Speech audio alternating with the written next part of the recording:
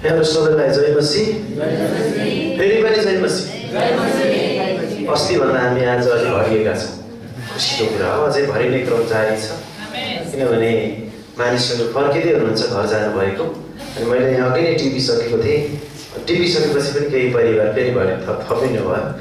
अनि त्यसको निम्ति म प्रभुलाई धन्यवाद चढाउँदछु। यसरी हामी परमेश्वरले जुन सङ्गतिमा राख्नुभएको छ हामीलाई, हामी खुसी साथ रमाउँदै एकअर्काको उत्साहको लागि, आफ्नै उत्साहको लागि हामी भेला हुन्छौँ। प्रभुको वचनले पनि हामीलाई भेला हुनको निम्ति भन्नुहुन्छ। आमेन। परमेश्वरले आदम र हव्वालाई अर्थात् मानिसलाई पहिलो दिनमा सृष्टि गर्नुभयो। आमेन। आदि आमेन, आदि नआमेन। परमेश्वरले आदम र हव्वालाई अर्थात् मानिसलाई पहिलो दिनमा सृष्टि गर्नुभयो। आमेन भनेको पहिलो दिनमा हो? कुन दिनमा हो? हजुर, 6औं दिन परमेश्वरले आदिमा आकाश र पृथ्वी सृष्टि गर्नुभयो। त्यस पछाडि हुँदै हुँदै गएर पहिलो दिनमा, दोस्रो दिनमा, तेस्रो दिनमा सबै कुराहरू बनाउँदै बनाउँदै गएर 6औं दिनमा मानिसलाई बनाएर अनि 7औं दिनमा विश्राम गर्नुभयो।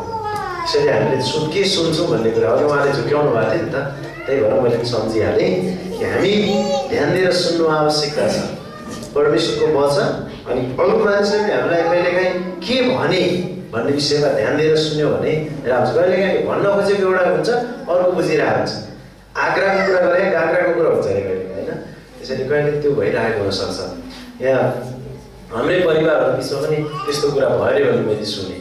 आज उहाँहरू दुवैजना हुनुहुन्न, त्यस कारण भनिदिन लागेको को थाहा छैन होइन तपाईँहरू। त्यसैले उहाँले पनि एउटा कुरो भन्न लागेको बिहानको प्रार्थनामा, तर अर्को कुरो बुझाइ भएछ।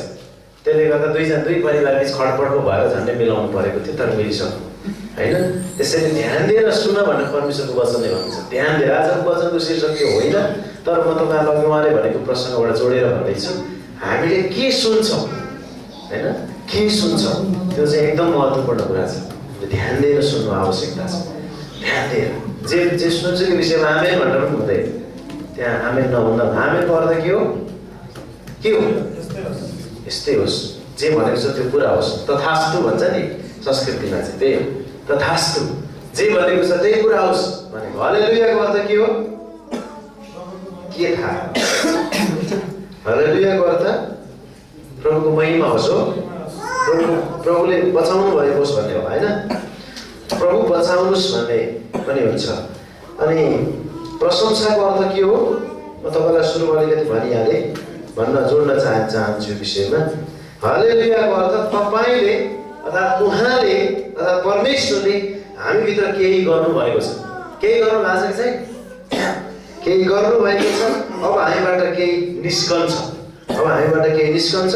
उहाँको कार्य हामीमा छ, हामीबाट अब केही निस्कन्छ भन्नु नै हालेलुयाको अर्थ हो। खास चाहिँ प्रेज द लर्ड भन्छ, प्रभुको स्तुति होस् भन्छ कति, हालेलुया भन्छ कति, प्रशंसा भन्छ कति, आराधना भन्छ कति। आराधना फरक फरक शब्दहरू, सबैको फरक फरक अर्थ छ। हामी भर्खरै के सक्यौँ? स्तुति, प्रशंसा र आराधना सिद्ध्यायौँ।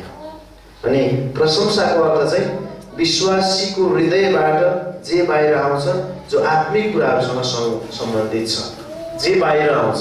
गीत भजनद्वारा परमेश्वरले के गर्नुभयो त मेरो जीवनमा त्यो कुरा आउँदछ। हालेलुयाको अर्थ त्यही अघि बताइहालेँ। आराधनाको अर्थ परमेश्वरप्रति मेरो हृदयको आचरण भन्ने जनाउँछ। आराधनाको अर्थ चाहिँ साँचो आराधना चाहिँ त्यो हो जसले परमेश्वरको वचन ध्यानसँग सुन्छ। त्यसरी साँचो आराधना भित्र डुबाइ परमेश्वरले मलाई के भन्दै हुनुहुन्छ त त्यो त्यसरी सुन्नु चाहिँ साँचो आराधना। अनि हामीले सङ्गतिभित्र हुँदाखेरि, साथीभाइसँग हुँदाखेरि, घरमा व्यक्तिगत बाइबल अध्ययन गर्दाखेरि, प्रार्थना गर्दाखेरि पनि ध्यान दिएर सुन्नु आवश्यकता छ। ध्यान दिएर सुन्नु आवश्यक छ र त्यो सुनाइद्वारा चाहिँ हामीलाई विश्वास उत्पन्न हुन्छ। त्यस पछाडि अर्को पनि एउटा यस्तै शब्द छ, होसन्ना। होसन्नाको अर्थ भनेको चाहिँ बचाउनुहोस् भन्ने हो। बचाउनुहोस्, छुटकारा दिनुहोस्, हाम्रो निम्ति केही गरिदिनुहोस् प्रभु भनेको होसन्नाको अर्थ चाहिँ होइन। प्रभु बचाउनुहोस्, हाम्रो निम्ति केही गरिदिनुहोस् भनेर, छुटकारा दिनुहोस् भनेर भन्ने यसको अर्थ हुँदछ। आमेन। अब चाहिँ ध्यान दिनुभएको छ तपाईँले, धन्यवाद। पहिलोचोटि आज आउनुभएको प्रभुको छोराछोरीहरूलाई एकदमै स्वागत छ, धन्यवाद।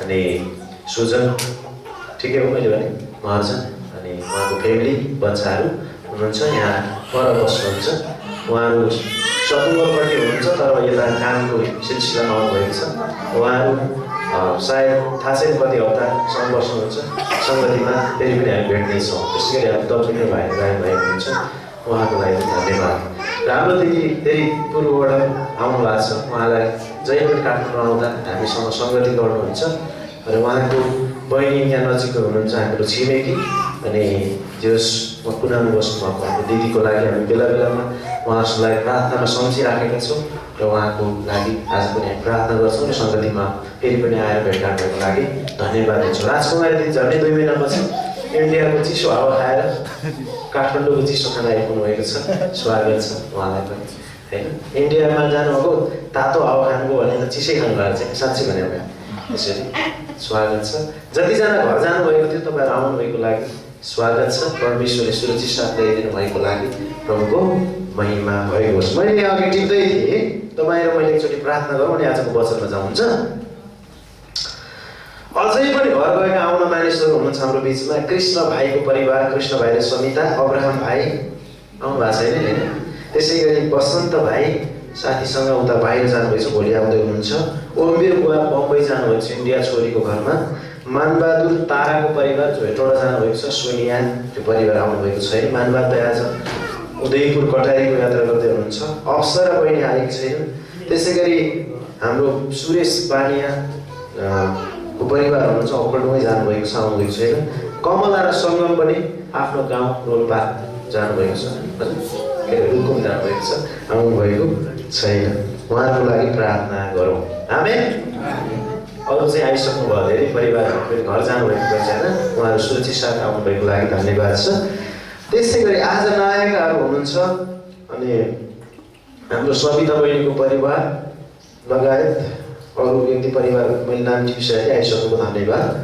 त्यसै गरी प्राय सङ्गतिमा नआउने परिवारहरू पनि हुनुहुन्छ उहाँहरूको लागि हामी सम्झेर प्रार्थना गरौँ है घर गएका आउन बाँकी अब प्राय सङ्गतिमा नआउने हो राम गुरुङको परिवार दिनेश सुशीलाको परिवार राजन केसीको परिवार त्यसै गरी कृष्ण चापागाई प्रवीण चापागाईको परिवार उहाँहरू त्यसै गरी रोशन भाइ मानबहादुर श्रेष्ठ हाम्रो बहिनी सरिताको श्रीमान त्यसै गरी कमला कार्की र मनिता कार्की मनिषा कार्कीको फ्यामिली जो जयकोटीबाट आउनुपर्ने उहाँहरू कहिलेकाहीँ आउनुहुन्छ धेरै कहिले नआएको त्यसै गरी मन्जु कार्की र उहाँको परिवार छाप्रोबाट आउनुहुन्थ्यो उहाँहरू पनि आउनुभएको छैन त्यसै गरी जोरपाटी सङ्गति हामीले जब त्यहाँ सुरु भएर सङ्गति भइरहेको छ तपाईँले थाहा प्रार्थना गर्नुभएको छ कतिजना जोरपाटीमा सङ्गति हुँदैछ भनेर कि बिर्सिनु भयो थाहा छैन जोरपाटीमा सङ्गति भइरहेछ है 1 बजे हामी यहाँ सकेर पेप्सी कोला जान्छौँ पेप्सी कोला 12:30 सकिन्छ फेरि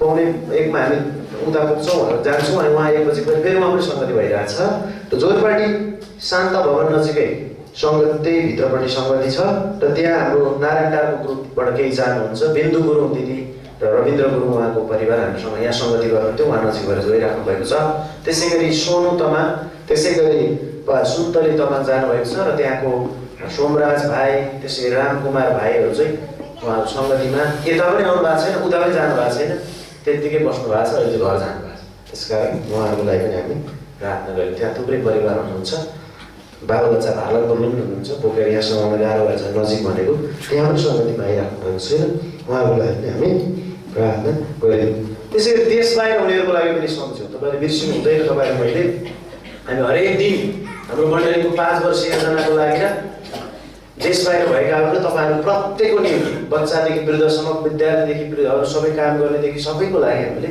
हरेक दिन प्रार्थना गरिरहेका छौँ त्यो चाहिँ गरेको कुरा भएर भनेको कुलपिट मारेर नगरेको कुरा भन्नु हुँदैन है हरेक बिहान प्रार्थना भइरहेको छ तपाईँले विषय लिएर दिनुहोस् प्रार्थना भनेको ख्याल ठट्टा होइन कति ठुलो कुरा हो स्वर्गको परमेश्वरसँग डाइरेक्ट तपाईँ र म बातचित गर्ने कुरा हो तपाईँ आफ्नो आफ्नो घरमा ठिक छ गरिराख्नु भएको होला गर्नुहोस् यदि विषयहरू यहाँ आउन नसक्दाखेरि कहिलेकाहीँ आउनुभयो भने हामीलाई पनि उत्साह हुन्छ तपाईँलाई पनि उत्साह हुन्छ बिहान मर्निङ वाक गर्दै आउनु भएन भने पनि विषय कम्तीमा यो छ है भने लेखेर दिनुहोस् होइन भने फोन गर्नुहोस् अहिले फोन छ मेरो झन्डै 12 दिन चाहिँ मोबाइल हराएर फोन स्विच अफ भयो अहिले चाहिँ मसँग फेरि फोन त्यही नम्बर आइसकेको छ फोन गर्नुहोस् हामी यहाँ तपाईँहरूको लागि प्रार्थना अचानक केही परिरहेको हुनसक्छ तपाईँले बिर्सिन्छौँ क्या कहिलेकाहीँ हामी त्यतै त्यो झन्झट पर्यो हामीलाई त्यही टेन्सन लिएर कहाँ मिलाउन के हिँडेको छ यहाँ हस्पिटलमा पैसा आउँछौँ कहाँ मान्छेसँग होइन मिलाउनलाई न्यायाधीशसँग पैसा हुन्छ होला चर्चमा प्रार्थना चाहिँ थाहा हुँदैन विषय गरे त्यस कारण हामीले कम्तीमा हाम्रो विषयमा यस्तो भयो मेरो परिवारमा मेरो होइन मलाई प्रार्थना गरिदिनुहोस् भनेर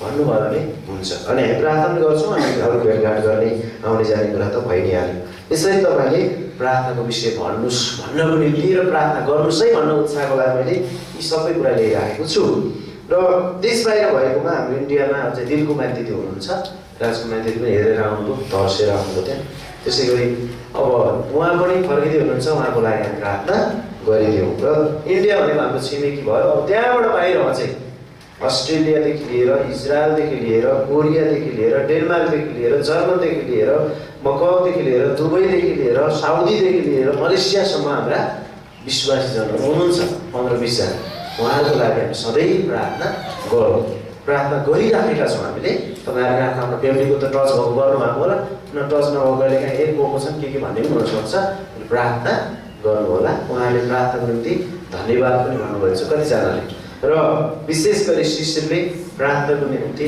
धन्यवाद मण्डली परिवारलाई भनेर भन्नुभएको छ र सबैजना परिवार चाहिँ हामी सबै एउटै परिवार हौँ अस्ट्रेलियाबाट धन्यवाद मैले कामहरू पनि पाइरहेको छु मेरो पढाइलाई पनि अगाडि बढाइरहेको छु भनेर उनले उहाँबाट भनेका छन् शिशिर भाइले त्यस कारण उहाँको लागि हामी अझै प्रार्थना गर्न र प्रभुलाई पनि धन्यवाद दिन नछोडौँ र आउने हप्ता शिशिर र वसन्त भाइको चाहिँ जन्मदिन पनि परेको छ र यहाँबाट उनले छुट्टी लिइसकेका छन् उहाँनेरि अनि यहाँबाट हामी लाइभ सङ्गति पनि देखाउँछौँ अनि सङ्गति यही सङ्गति हेरेर बस्ने भनेर उनले निर्णय पनि गरेका छन् र जन्मदिनको लागि हामी केक काटेर प्रार्थना पनि गर्नेछौँ र आउने हप्ता प्रभु भोज पनि परेको छ हामी यहाँ भएको कोही पनि नछुटिकन आउनेछौँ हामी हाम्रो अरू मानिसहरूलाई पनि हामी बताउनेछौँ केही छ छैन यति विषयलाई लिएर हामी प्रार्थना गरौँ मण्डलीको 5 वर्ष योजना तपाईँले सम्झिनु होला हामीले 5 ठाउँमा चर्च सुरु गर्ने भनेका छौँ किन त्यसो भनेका छौँ एक ठाउँमा भइसकेको छ अर्को 2 ठाउँमा पनि गर्न सकिन्छ र 5 ठाउँमा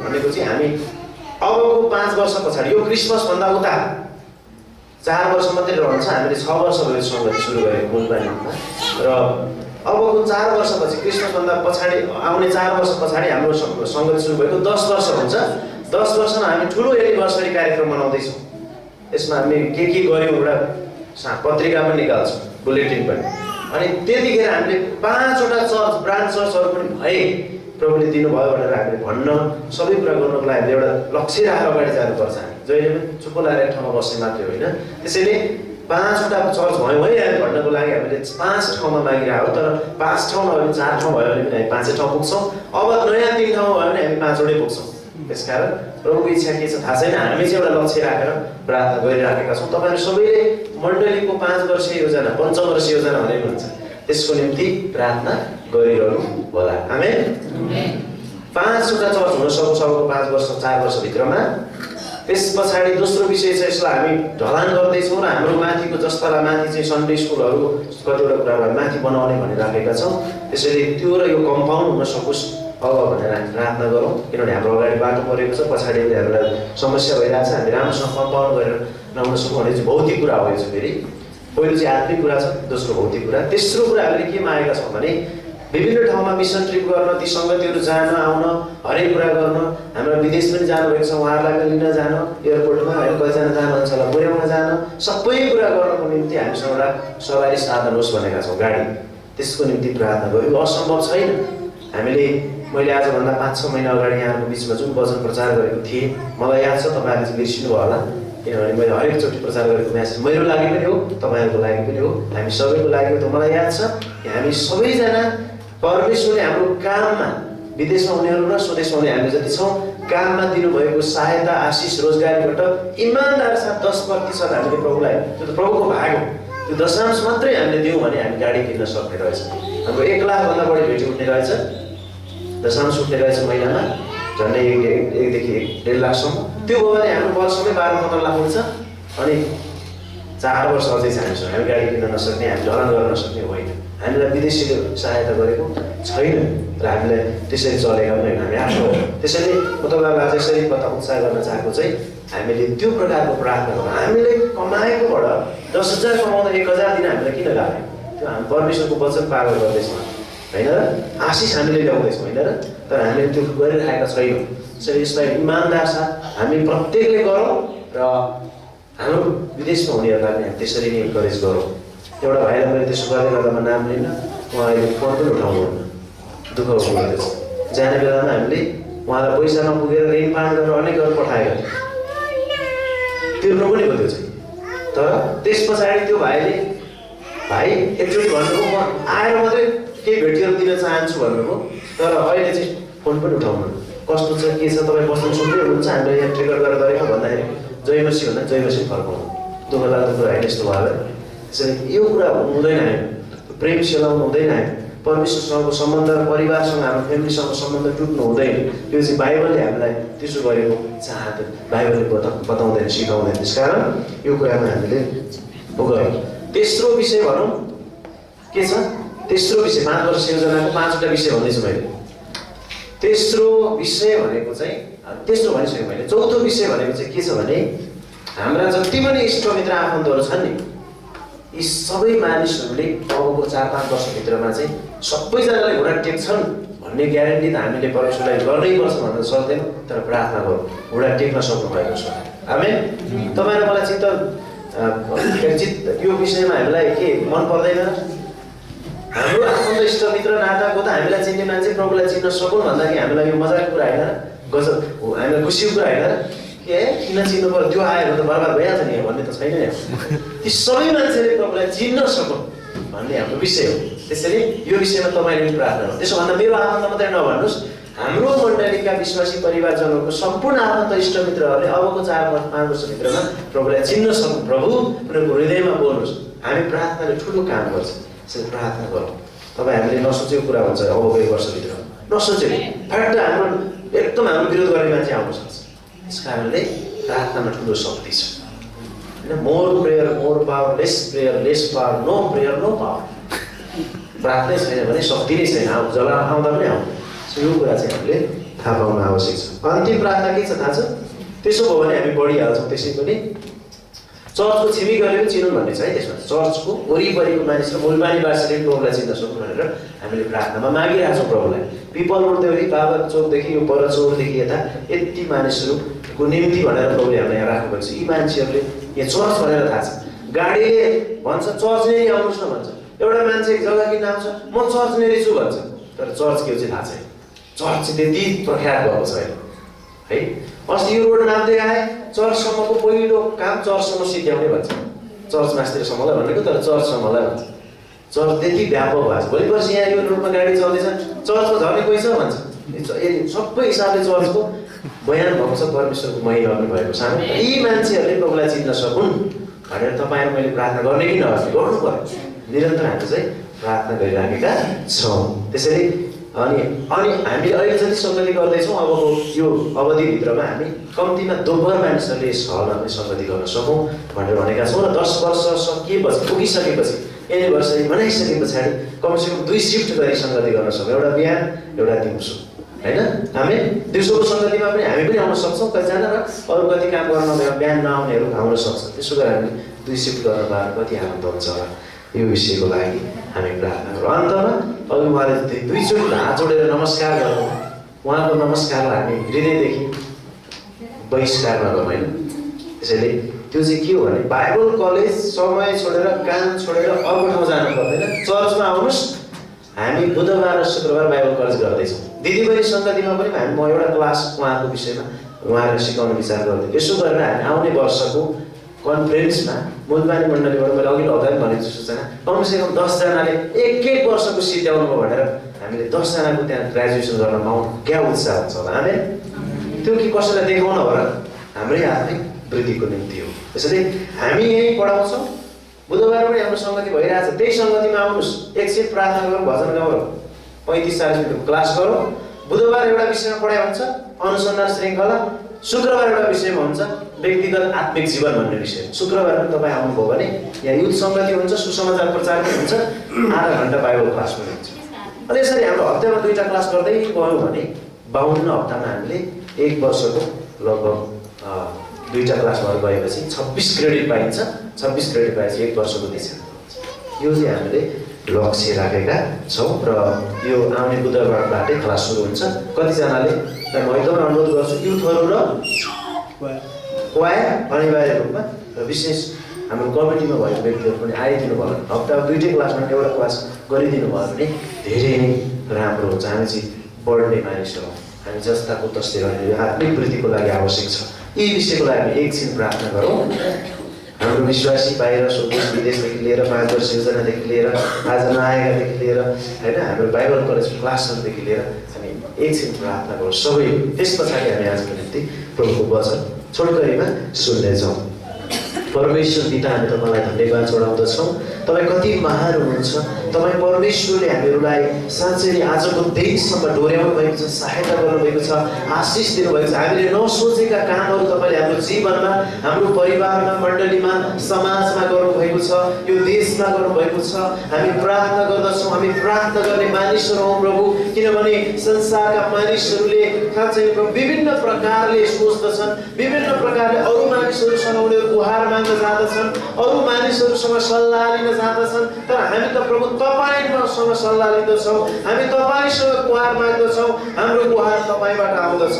साँच्चै नै परमेश्वरले स्वर्ग र पृथ्वी सृष्टि गर्नुहुने परमप्रभुबाट हाम्रो गुहार आउँदछ।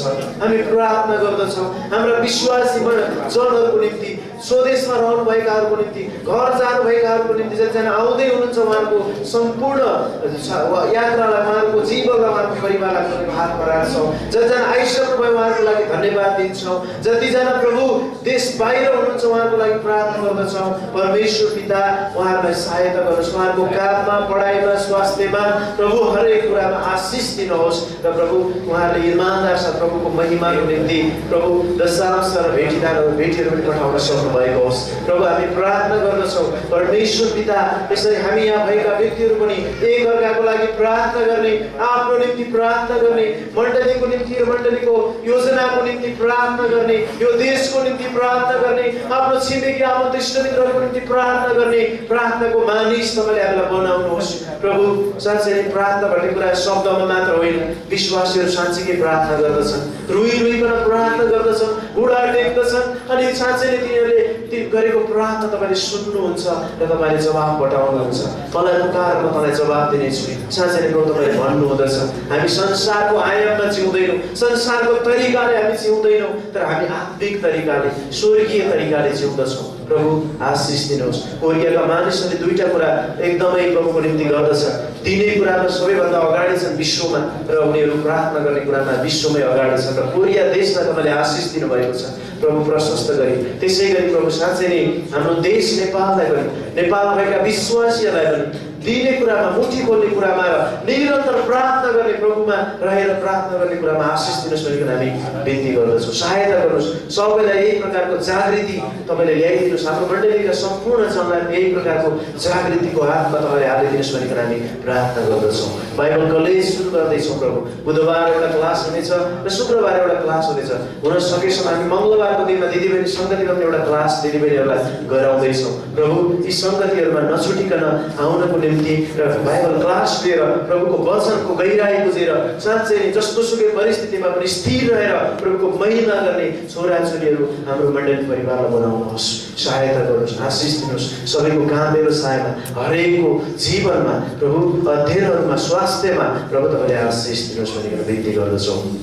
प्रभु हामी प्रार्थना गर्दछौँ साँच्चै प्रभु जोरपाटी सङ्गतिको निम्ति अनि प्रभु कतिजना सङ्गतिमा नआइरहेका प्रभुका जनहरूको निम्ति प्रभु उहाँहरूलाई सहायता गर्नुहोस्। आफ्नै कारणले, परिवारको कारणले, विभिन्न कारणले जो सङ्गतिमा आउन सकेका छैनन् प्रभु, विभिन्न बाहनाहरू गरिरहेका छन्, उनीहरूलाई तपाईँको हातमा राख्छौँ। परमेश्वरले निरन्तर सङ्गतिमा आउने हृदय दिनुहोस्, सहायता गर्नुहोस्। धन्यवाद धन्यवाद धन्यवाद सबै कुराहरूलाई हाम्रो प्रार्थना सुन्नुभएको लागि। हामी आज जतिजना यहाँ छौँ हामी प्रत्येकलाई लिनुहोस्। हाम्रो स्वास्थ्य, हाम्रो योजना, हाम्रो सबै कुरा तपाईँको हातमा राख्छौँ र मण्डलीको 5 वर्ष योजना तपाईँको हातमा राखेर निरन्तर प्रार्थना गर्दछौँ। धन्यवाद धन्यवाद सबै कुराहरूलाई माग्छौँ आशिष येशू प्रभुको नाममा, आमेन। हामी प्रार्थनाको विषयमा कुरा गर्दा एउटा सानो कुरा तपाईँलाई भने, मैले अघिल्लो हप्ता कुन विषयमा तपाईँहरूको बिचमा प्रचार गरेँ कसैलाई याद छ? भन्नुहोस् त। हाम्रो प्रार्थना माथि परमेश्वरको सानो सम्झनाको रूपमा पुर्याइछ भनेर पास्टर कालले, इन्डियाको पास्टर जो अहिले एकदमै अशक्त अवस्थामा हुनुहुन्छ, लेखेको किताब पनि छ, 30-35 रुपियाँ हो।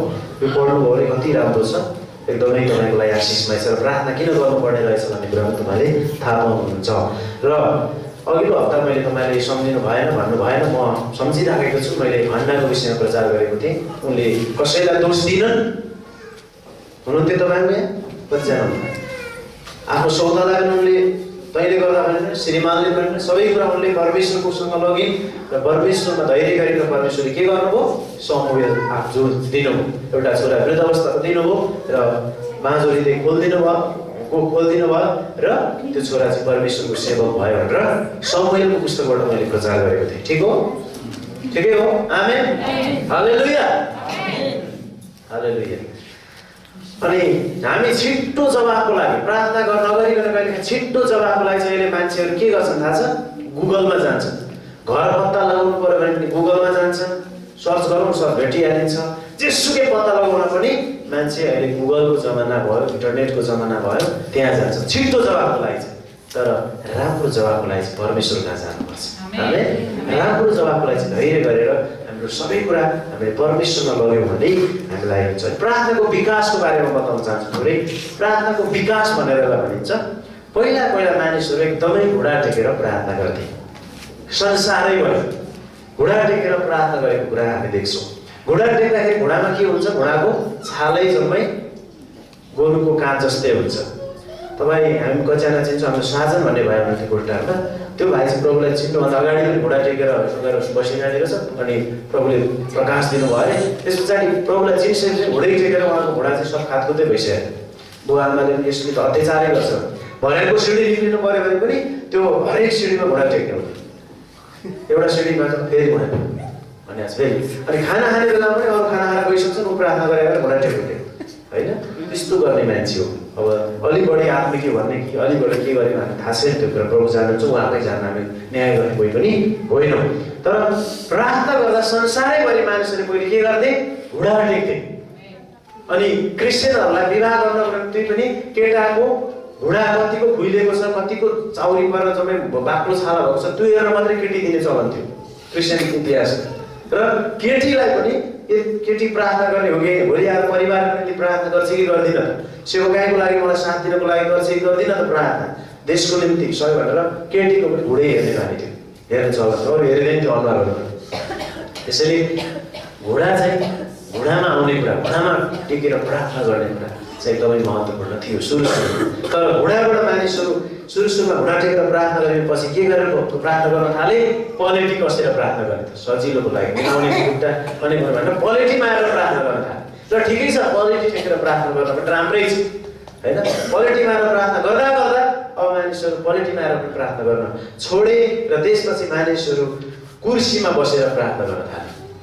हामीसँग कुर्सीहरू छ होइन, कुर्सीमा बसेर प्रार्थना गर्न थाले। कुर्सीमा बसेको कम्तीमा निहुरिनु चाहिँ पर्छ, शिर झुकाउनु पर्छ भनेर कुर्सीमा बसेको शिर झुकाएर चाहिँ प्रार्थना गर्न थाले।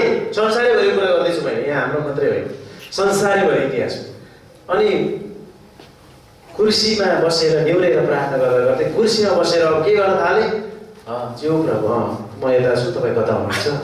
अब यसो अडेस लागेर आनन्द साथ निदाउनु पनि बेल छैन, आराम हुन्छ नि त अडेस लागेपछि। कुर्सीमा बसेर यसो हात हल्लाएर प्रभु भनेर अलिकति झन्झन अलिक के हुँदै आयो? विकास हो।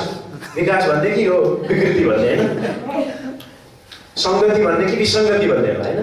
अनि त्यस्तो हुँदै हुँदै आयो र अब हात हल्लाएर यसो प्रार्थना गर्न थाले। र यसो हुँदा हुँदै अझै कसरी विकास भयो त प्रार्थना भन्दा? जहाँ पनि प्रार्थना गर्दा हुन्छ, म तपाईँले यहाँ प्रार्थनामा भेला हुनु छैन, सल्लाहहरू आयोजना प्रार्थना गर्न छोडेँ, घुँडा टेक्न छोडेँ, पलेटी मार्न ठोकेँ, कुर्सीमा बसेर निहुरेर छोडेँ। त्यसरी भेला भएर कम्तीमा कुर्सीमा बसेर प्रार्थना गरेर हातै हल्लाएर हुन्थ्यो, त्यति पनि गर्न छोडेर म प्रार्थनामा आउनै छोडेँ। अब म यसो बाटो भेटेर प्रार्थना गर्छु, प्रभुलाई ओछ्याएर सुनिसुने हो गर्नु मिल्छ, ठिक छ, प्रार्थना त्यसरी गर्न फरक छ। तर एक ठाउँमा भेला भएर प्रार्थना गर्ने कुरै छैन। म प्रार्थना गरिरहेको छु, नगरे पनि प्रार्थना गरेँ भन्नु पनि थाल्यो। अब त बाहना मैले कति राम्रो तिम्रो लागि प्रार्थना गरेको थिएँ, ठ्याक्कै प्रभुले तिमीलाई आशिष दिनुभएछ। आशिष दिँदाखेरि अहिले राम्रो हुँदाखेरि होइन, मैले तिम्रो लागि प्रार्थना गरेको थिएँ, गाडी छुट्याइदिनु भएछ, ल धन्यवाद। त्यो गरेको एकचोटि फिट्टो गरे होइन, झुटो बोलेर त्यसो भने पनि गर्न थाल्यो। क्रिस्चियनहरूकै कुरा गरे, दाजुभाइ दिदीबहिनी आमाबुवा भयो। त्यसकारण यस्तो खालको कुरा परमेश्वर चाहनुहुन्न। म प्रार्थना गर्दैछु भन्ने अनि जहाँ पनि प्रार्थना गरे भइहाल्छ भन्ने, त्यस पछाडि अन्तिममा चाहिँ प्रार्थना गर्नै छोडे। बाइबल अध्ययन पनि त्यस्तै भयो। पहिले प्रेरितको समयमा के हुन्थ्यो अरे, प्रेरित 2:42 मा पढ्यो भने तिनीहरू एकसाथ लागिरहन्थे, एकसाथ प्रार्थनामा, वचन अध्ययनमा, रोटी भचाइमा अनि सबैको सङ्गतिमा उनीहरू लागिरहन्थे भने 4-5 वटा कुराहरू छ। सङ्गतिमा, प्रार्थनामा, रोटी बचाइमा उनीहरू एकसाथ बस्थे। हेर्नु त, एकसाथ भनेको यसरी होइन त सधैँभरि। तिनीहरूको कुनै पनि कुरा प्राइभेट हुँदैन थियो, व्यक्तिगत हुन्थ्यो, हुँदैन थियो व्यक्तिगत। सबैको कुरा चाहिँ के हुन्थ्यो अरे भने साझा हुन्थ्यो अरे। धनबहादुरसँग धन छ, मनबहादुरसँग मन छ, होइन? बलबहादुरसँग बल छ, जेसुकै भए पनि सबैजना एकै ठाउँमा बसेर धनबहादुरको धन पनि ल्याउने, बलबहादुरसँग पनि अलिकति छ नि, बल मात्रै त छैन नि, बलबहादुरको पनि ल्याउने, आइदबहादुरको पनि ल्याउने, बिर्खबहादुरको पनि ल्याउने, मनमायाको पनि ल्याउने, धनमायाको पनि ल्याउने। यसो गरेर एकैसाथ सबै कुरा राखेर बाँडीचुँडी गरेर खान्थे र परमेश्वरले दिनदिनै धन आशिष दिनुहुन्थ्यो। आमेन। अहिले त त्यस्तो छैन। अहिले त मेरो यति हो, मेरो यहाँभन्दा यता हो, तिम्रो त्यहाँभन्दा त्यता हो, बार लगाइन्छ, झगडा गर्छ, सात सारमा जान्छन्। हामी कतिजनालाई चिन्छौँ, पास्टर अगुवा भएर पनि आफ्नो छिमेकी आफ्नो भाइहरूलाई पनि आज यहाँ साँच्छ, भोलि त्यहाँ साथ गर्ने, आज यहाँसम्म बाहिर आएको छ, भोलि त्यहाँसम्म मिच्न जाने पनि मान्छेहरू भेटिन्छ। अरू छोड्थ्यौँ विश्वासहरू, तपाईँलाई डिस्करेज हुनको लागि, निराश हुनको लागि भन्न छ भने कसरी जिउँदैछ त क्रिस्चियनहरू अहिलेको दुनियाँ? यति विकास भइसकेछ कि विकासले त विकृति पो ल्याइरहेको छ जताततै, होइन? क्रिस्चियन भनेर बास्ना आउनु पर्ने त गनाउनु पो थालिरहेको छ। सुवासना हो भनेर पावलले भनिरहेका छन्, तिमीहरू चाहिँ सुवासना हो भनेर। मत्तीको पुस्तक 5 अध्यायमा यीशु ख्रीष्ट तिमीहरू नुन र ज्योति हौ, स्वादिष्ट स्वाद दिने र ज्योति दिने भनिरहेछ। तर के को स्वाद? एकदमै विश्वास पो भइरहेछ विश्वासहरू, होइन? त्यसैले समग्रमा हामीले जान्नुपर्ने कुरा चाहिँ सुरुको विश्वासहरू एकसाथ लागिरह्यो, एकसाथ सबै कुरा साझा थियो उनीहरू। र परमेश्वरले दिनदिनै ती सङ्ख्यामा पनि वृद्धि गर्दै लाग्नुहुन्थ्यो र 3000 भन्दा बढी अनि 5000 हुँदै हुँदै आज ती मानिसहरूको एकरूपताको कारणले गर्दा, एकताको कारणले गर्दा, एकै ठाउँमा भेला भएर प्रार्थना गरेको कारणले गर्दा, बाइबल अध्ययन गरेको कारणले गर्दा, सङ्गतिमा भक्ति साथ लागिरहेको कारणले गर्दा, रोटी भचाइमा लागिरहेको कारणले गर्दा, आउँदो हप्ता हामी पनि रोटी मान्दैछौँ, होइन? त्यो कारणले गर्दाखेरि चाहिँ के भयो अरे, मण्डली वृद्धि हुँदै गयो र आज तपाईँहरू पनि प्रभुलाई चिन्न पाए। यदि ती मानिसहरू तेरो र मेरो भनेर कोही पावलको, कोही पत्रुसको, कोही तेरो मेरो छुट्याएर बसेका भए तपाईँहरूको सुसमाचार पनि सुन्दैन थियो। आजको 21औं शताब्दीमा मण्डलीहरू, क्रिस्चियनहरू यो विश्वमा सबैभन्दा बढी हुँदैन पनि थियो। विश्वको 8 करोड जनसङ्ख्या मध्ये अहिले 5.5 अरब चाहिँ क्रिस्चियनहरू छन्। त्यस पछाडि मुस्लिमहरू, त्यस पछाडि बुद्धिस्टहरू, त्यस पछाडि हिन्दूहरू, त्यस पछाडि जैनहरू अनि अरू सिखहरू अलिअलि 2-4 लाख गर्दै यसरी छन्। भने पछाडि अहिलेको विश्वको सबैभन्दा धेरै जनसङ्ख्या इसाई क्रिस्चियनहरू हुँदैन थियो होला। ती मानिसहरू एउटा त्यति राम्रो छाप छोडेको कारणले गर्दा, बाइबललाई फलो गरेको कारणले, प्रार्थनामा नियमित लागेको कारणले गर्दा परमेश्वरले ढोकाहरू खोल्दै जानुभयो, सबै कुरा पनि भयो। विश्वासीहरू चाहिँ कति छन् भन्नेसँग ठुलो छैन। आज हाम्रो कुर्सी भरियो कि भरिएन भन्ने कुरा ठुलो छैन। तर आज तपाईँहरूमा थोरै भयो भने के गर्छौँ, कसरी जिउँछौँ भन्ने कुरा चाहिँ सबैभन्दा ठुलो छ। आमेन। त्यो चाहिँ सबैभन्दा महत्त्वपूर्ण कुरा हो। 2 जना, 4 जना, 6 जना, 10 जना भए पनि बाइबलकै फर्मेटमा परमेश्वरको वचनले जे भन्छ त्यही अनुसार तपाईँहरूमा जिएका छौँ भने त्यसले आगो बल्छ। तर हामीसँग 200 मान्छे, 300 मान्छे भए तर लथालिङ्ग भयो भने के गर्ने? हुँदैन। त्यस हामी एउटा ट्र्याकमा सही प्रकारले मण्डलीको उद्देश्य र योजनालाई बुझेर तपाईँहरूमा जिउँ भनेदेखि हाम्रो परिवारमा आशिष छ, हाम्रो जीवनमा आशिष छ। हाम्रो कारणले गर्दा मण्डलीको वृद्धि हुन्छ। मण्डलीको वृद्धि हुनु भनेको हामी सबैजना बढ्नु पनि हो। त्यसमा लगायत समाजमा परिवर्तन आउँछ, देशले नै प्रभुलाई चिन्न सक्छ। आमेन। एउटा यस्तो ग्रुप छ नेपालमा जसले भिजन 2025 भन्छ। उनीहरूले 2010 देखि सुरु गरेका यो 10 हामीले जुन 5 वर्षको योजना राखे जस्तै उनीहरूले पनि 15 वर्षको योजना राखे 2010 मा। अहिले हामी कति छौँ? 2018 मा छौँ होइन त? 2010 मा उनीहरूले यो सुरु गरेका हुन्। अबको 15 वर्षमा भनेको 2025 सालसम्ममा यो देशमा 1 लाख जना पास्टरहरू हुन्। 1 लाख जना पास्टर हुन् भनेको चाहिँ सबै वर्ग भएन, हामी बनाउन सकौँ भनेको होइन। उनीहरू 1 लाख पास्टर हुन्, 1 लाखवटा चर्च हुन सकौँ भनेर उनीहरूले प्रार्थना गरिरहेका छन्। 1 लाखवटा चर्च। अहिले कतिवटा चर्च छ थाहा छ यो देशमा? 20,000वटा चर्च हो। तपाईँले थाहा पनि पाउनु आवश्यक छ। 20,000वटा चर्च पुग्यो 2004मा 2004मा। अहिले हामी 18मा छौँ, आज 14 वर्ष अगाडि जम्मा कतिवटा चर्च थियो थाहा छ? 4,000वटा थियो। 4,000 देशभरिमा 4,000वटा चर्च थियो भने अहिले देशभरिमा 20,000वटा चर्च पुगेको छ। 16,000 थपिएको छ। कति वर्षमा? 14 वर्ष। भने पछाडि अब यो गुणात्मक रूपले जाने भने के हुन्छ होला? उहाँले गरेको प्रार्थनाको जवाब आउँछ कि आउँदैन? आउँछ। किन अब 25 सम्म उहाँले कति माग्नु भएको छ?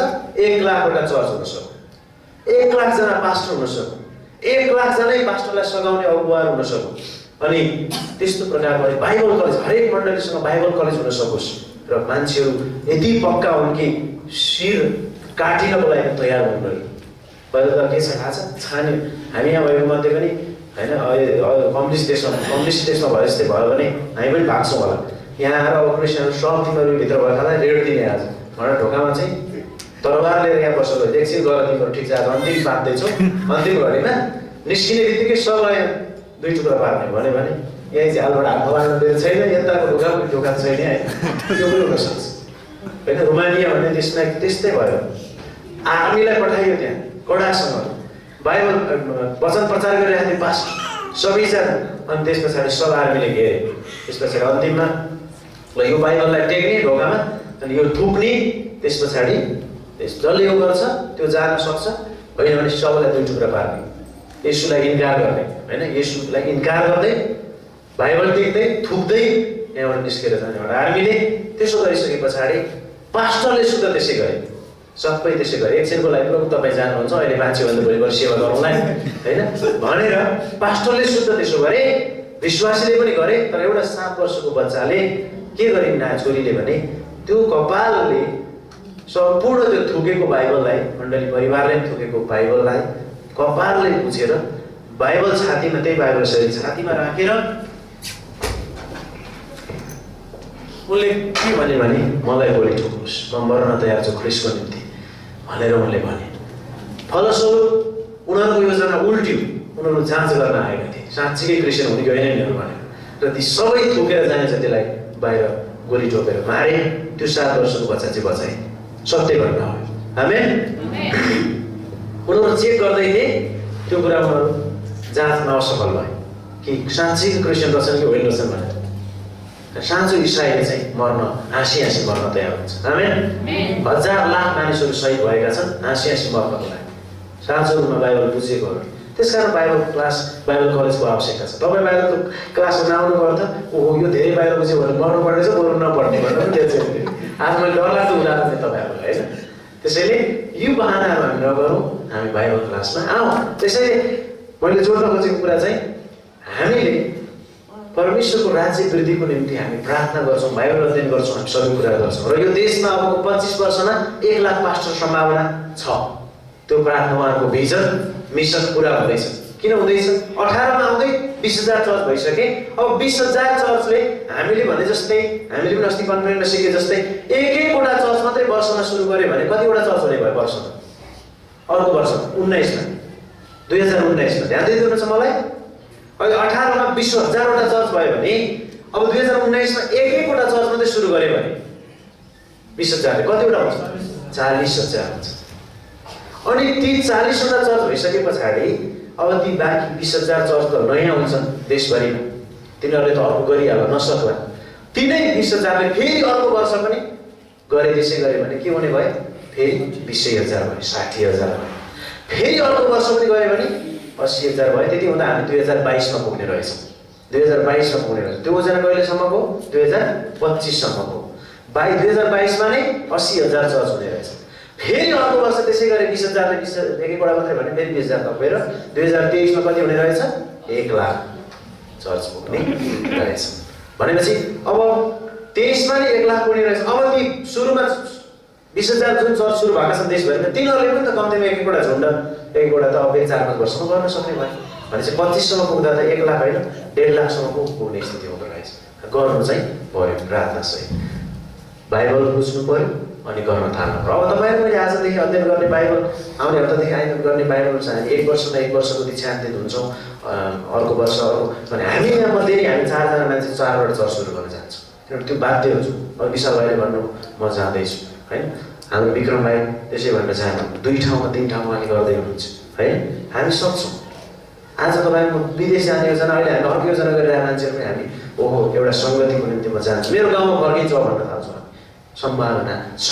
त्यसो भएको भएर हामी बाहिर अध्ययन गरौँ, परमेश्वरको महिमा हामी गर्दै जान सक्छौँ। हालेलुया। हितोपदेश पढ्न आज एउटा पद पनि नपढिकन हामी गएछौँ जस्तो लाग्यो मलाई। हितोपदेशको पुस्तक 10 मिनट मात्रै बोल्छु अब म। हितोपदेशको पुस्तक 3 अध्याय, हितोपदेश 3 अध्याय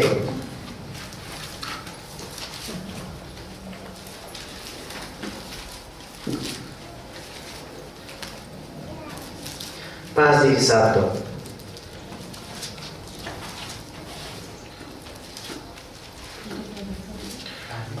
5 देखि 7 पद पाउनुभयो? ल पढ्दैछु मैले मेरो भाइबाट। 3 अध्यायको 5 देखि 7, अझै 4 देखि पढौँ। यसो गर्नाले तिमीले परमेश्वर र मानिसको दृष्टिमा अनुग्रह र असल समझ पाउनेछौ। 5 पद, आफ्नो सम्पूर्ण हृदयले परमप्रभुमाथि भरोसा राख र आफ्नै समझ शक्तिमा भर नपर। आफ्नो सम्पूर्ण हृदयले परमप्रभुमाथि भरोसा राख र आफ्नै समझ शक्तिमा भर नपर। 6 पद, आफ्ना सबै मार्गहरूमा उहाँलाई मान अर्थात् सम्झ र उहाँले तिमीहरूका मार्गहरू अर्थात् बाटाहरू सिधा तुल्याउनु हुनेछ। तिम्रो आफ्नै दृष्टिमा बुद्धिमान नहौ, परमप्रभुको भय मान र खराबीबाट अलग हौ। यो तिम्रो नाइटोको लागि स्वास्थ्य हुनेछ र तिम्रा हड्डीहरूको लागि मासी। 9 र 10 पनि पढौँ।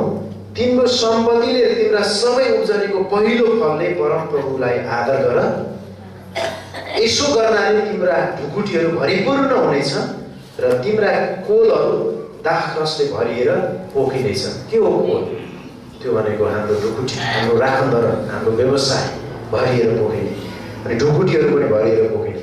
सम्पूर्ण सम्पत्तिको तथा उब्जनीको पहिलो फलले परमप्रभुलाई आदर गर भन्छ 9 र 10ले, र हामी भरिपूर्ण हुनेछौँ यहाँ पनि भन्नेछ। 5 र 7 पद, त्यहाँ 4 मा पनि यसो गर्नाले भनिएको छ, 10 पदमा पनि यसो गर्नाले भनिएको छ। 4 पदमा चाहिँ माथिको कुरालाई जोडेर यसो गर्नाले भनिएको छ। हे मेरो छोरो, मेरो अर्थीलाई नबिर्सी र तिम्रो हृदयले मेरा ज्ञानहरू आज्ञाहरू पालन गरोस्, किनभने तिनीहरूले तिमीलाई लामो आयु र जीवनका वर्षहरू र शान्ति थपिदिनेछन्। कृपा र सत्यताले तिमीलाई नछोडौ, तिनलाई आफ्नो गलामा बाँधिराख, तिनलाई आफ्नो हृदयको पाटीमा लेखिराख। अनि यसो गर्नाले 4 पदमा चाहिँ यसो गर्नाले चाहिँ परमेश्वर र तिमीले चाहिँ परमेश्वर र मानिसको दृष्टिमा अनुग्रह र असल समझ पाउनेछौ। अनि 5 र 7ले चाहिँ भनेको आफ्ना सम्पूर्ण हृदयले परमेश्वरमा भरोसा राख। हामी धेरैचोटि मान्छेमाथि भरोसा राख्छौँ। यिर्मया 17 अध्यायको 7 पद र 5 पद र 7 पदले बताउँदछ, श्रापित होस् त्यो मानिस जो मानिसमाथि भरोसा गर्छ। यो मान्छेले पो केही गरिदिन्छ कि भन्ने आशा गर्नु बेकार। कसैले आफ्नो साथीभाइसँग भरोसा गर्नु भएको होला, कसैले आफ्नो आफन्त इष्टमित्रसँग भरोसा गर्नु भएको होला, कसैले आफ्नो श्रीमतीमाथि भरोसा गर्नु भएको होला, कसैले आफ्नो बाबुआमासँग भरोसा गर्नु भएको होला, कसैले आफ्नो हैन काम गर्ने ठाउँको हाकिमसँग भरोसा गर्नु भएको होला। यसले पो मेरो लागि केही गर्दैछ जीवनमा भनेर कसैले केही गर्ने होला चाहिँ, कसैले पनि केही पनि गर्दैन। सम्पूर्ण रूपले परमेश्वरमाथि मात्रै भरोसा गर, मानिसमाथि भरोसा नगर। मान्छेले गरिदिन्छु भने पनि त्यसले झुट बोल्छ, गर्दैन। मान्छेको यति दुष्ट छ, यति छली छ, जो बाइबलले बताउँदछ। यिर्मयाको पुस्तक तपाईँले 9 अध्याय 17 अध्यायको 9 पद पढ्नुभयो भने म तपाईँलाई पढेरै सुनाउँछु। यिर्मया 17को 9 पद तपाईँले पढ्नुभयो भने मान्छे कति काम नलाग्नेछ भन्ने कुरा हामीले थाहा पाउन सक्छौँ। 17को 9 पद यसरी बताउँछ। यिर्मया 17को 9 पद, हृदय त सबै कुराभन्दा बढी छली हुन्छ र त्यो असाध्य दुष्ट हुन्छ। हृदय के हुन्छ है?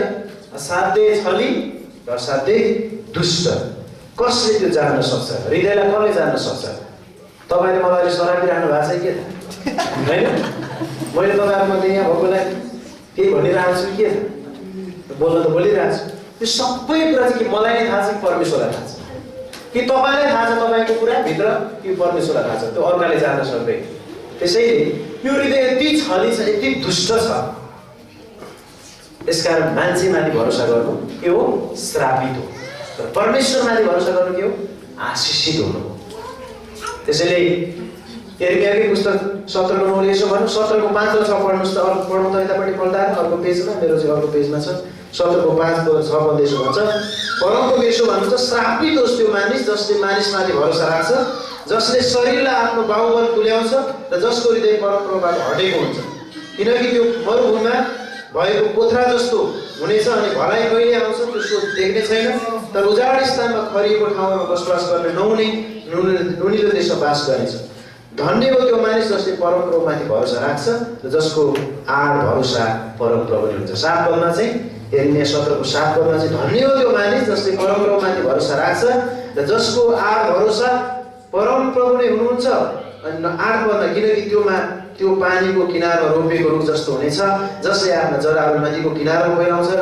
गर्मी आएको त्यसले देख्ने छैन र त्यसको पात हरियो रहनेछ अनि खडेरी परेको वर्षमा पनि त्यो चिन्तित हुने छैन न त त्यसले फल फलाउन नै छोड्नेछ त्यसकारण परमेश्वरमाथि भरोसा गर्ने मानिस चाहिँ धन्यको र यहाँ हितोपदेश 3 अध्यायको 5 देखि 7 मा पनि सारा हृदयले हामीले पहिलो पढेको भन्दा सारा हृदयले कसमाथि भरोसा गर परमेश्वरमाथि भरोसा गर मानिसमाथि गर्दै नगर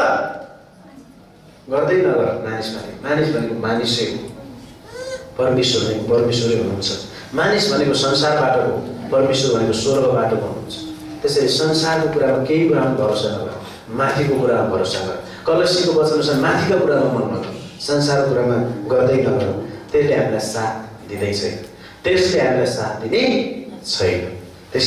साथ दिने छैन हामी परमेश्वरको मात्रै इच्छा खोजौँ हामी परमेश्वरमा मात्रै भरोसा गरौँ आफैमा भरोसा नगरौँ र मानिसहरूमा भरोसा नगरौँ आफैमा पनि भरोसा नगरौँ आफ्नो पनि ग्यारेन्टी छैन आफ्नो पनि ठेगान छैन र सारा हृदयले परमेश्वरमा भरोसा गरौँ परमेश्वरको इच्छा खोजौँ र परमेश्वरले मेरो जीवनमा के भन्नुहुन्छ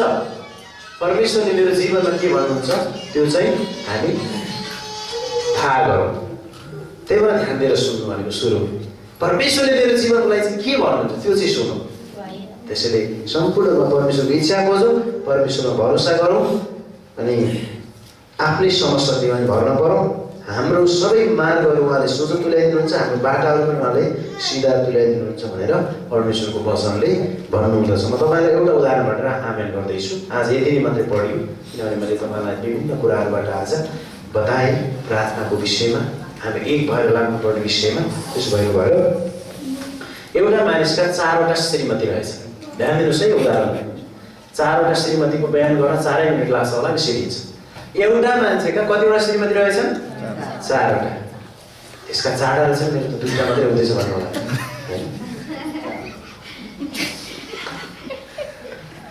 एउटा मान्छेका कतिवटा श्रीमती रहेछन् 4वटा श्रीमती रहेछ 4वटा श्रीमती राखेर बसेको मान्छे मर्ने बेला भयो जसको बुढो भयो मर्ने बेला भइसके पछाडि ऊ जे भए पनि पहिली भनेको पहिल्यै हो र पहिलो श्रीमती कहाँ गयो भनेछ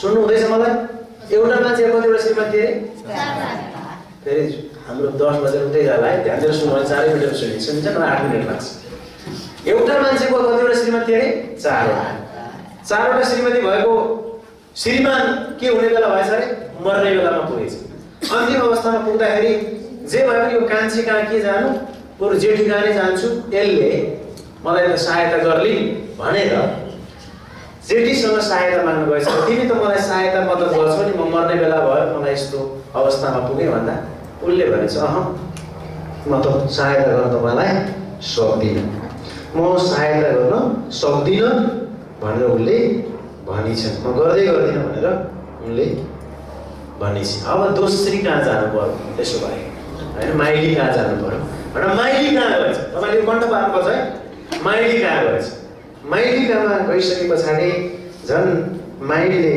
त के भनेछिन् भनेदेखि उसले भनेछन् म चाहिँ चिहानसम्म के अरे म चाहिँ तिमीलाई केही एकछिन मात्रै मद्दत गर्न सक्छु, एकछिन मात्रै भनेर भनेछ। एकछिन भनेर भनेछि। त्यस पछाडि तेस्री कहाँ गएछ, अर्थात् साइली कहाँ गएछ।